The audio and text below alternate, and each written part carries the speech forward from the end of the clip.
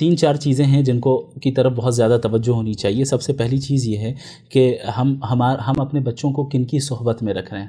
جسے ہم کہتے ہیں صحبت صالحین، نیک لوگوں کی صحبت اختیار کرنا.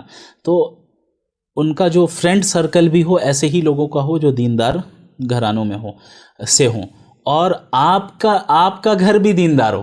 اچھا، یعنی ہمارے یہاں ایک ڈیمانڈ یہ ہوتا ہے نا کہ ہم اسکول بھیج رہے ہیں، مدرسے بھیج رہے ہیں، کیا تربیت ہو رہی ہے؟ مدرسے میں اسکول میں وہ 4 گھنٹے ہیں، باقی 20 گھنٹے آپ کے ساتھ ہے. تو زیادہ آپ کے گھر کی تربیت کا اثر پڑے گا. آپ نے اپنے گھر کو کتنا دیندار بنایا ہے. تو اپنے گھر کو دیندار بنانا یعنی دینی ماحول گھر میں قائم کرنا. دوسری چیز اپنے بچوں کے فرینڈ سرکل اور جس کے ساتھ ان کا اٹھنا بیٹھنا ہے اس کا خیال رکھنا کہ دینداروں کے ساتھ ہو. تیسری چیز یہ جو موبائل ہے اور جو سوشل میڈیا ہے اس کو بہت ہی کنٹرولڈ انداز میں صحیح عمر میں اپنے بچوں کو دینا. یعنی بہت شروع سے تو ایک دم ہی نہیں دینا. ہمارے یہاں تو ابھی 1 سال کا بچہ ہے اس کے ہاتھ میں موبائل دے دیا جاتا ہے، چونکہ رو رہا ہے، چپ نہیں ہو رہا ہے، ماں تھکی ہوئی ہے، یا یہ کہ بھائی ماں باپ جو ہے پریشان ہیں، اپنے موبائل خود چلا رہے ہیں، وہ ان کو اپنے بچوں کے ساتھ کھیلنا یا ان کو چپ کرانے کی فکر نہیں بلکہ ٹینشن ہو رہا ہے. تو ایسا کرو کہ موبائل دے دو. عادت لگ گئی. اب یہ آہستہ آہستہ آگے بڑھتے جب وہ انٹرنیٹ کو جانے گا، پھر آگے کی چیزوں کو جانے گا، تو یہ جو آپ نے فری ایکسس مکمل دے دیا ایک غلط عمر میں، یہ بہت غلط ہوا.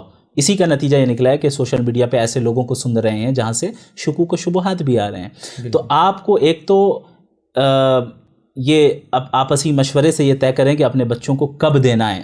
اپنے بڑوں سے مشورہ کریں کہ کس عمر میں موبائل کو ہم یوز کرنے دے سکتے ہیں، کس عمر میں انٹرنیٹ کو دے سکتے ہیں. اور پھر اب تو الحمدللہ ایسے بھی ہے کہ آپ ایسی سیٹنگز کر لیں گوگل پہ جا کر جو کڈز کے لیے خاص ہوتے ہیں، جہاں پہ آپ کنٹرول انوائرمنٹ آپ اس کو انٹرنیٹ پہ دے سکتے ہیں کہ آپ کی نظر میں ہو کہ وہ کیا دیکھ رہا ہے کیا نہیں دیکھ رہا ہے. لیکن یہ بھی ایک مدت تک، جب بچہ بڑا ہو جائے، بالغ ہو جائے، تو پھر اب یہ چیز نہیں چلے گی. اب اگر آپ کرنے جائیں گے تو اس کا ریئیکشن ہوگا. لیکن بچپن میں اگر آپ نے اس کی تربیت کر لی تو پھر آئندہ وہ اسی کے نہج پہ چلتا رہے گا. چوتھی چیز، ویسٹرن سسٹم آف ایجوکیشن سے اپنے بچے کو بچائیے.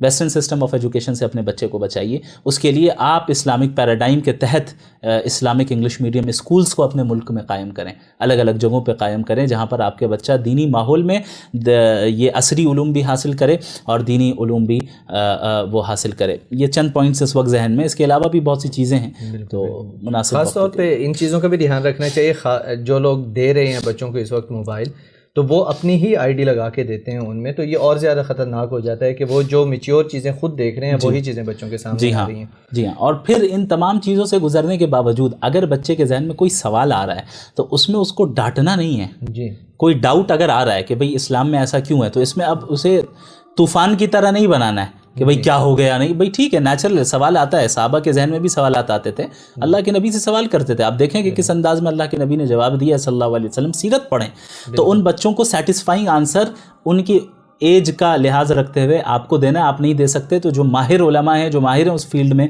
ان سے دلوائیں، ایکسپرٹ سے دلوائیں.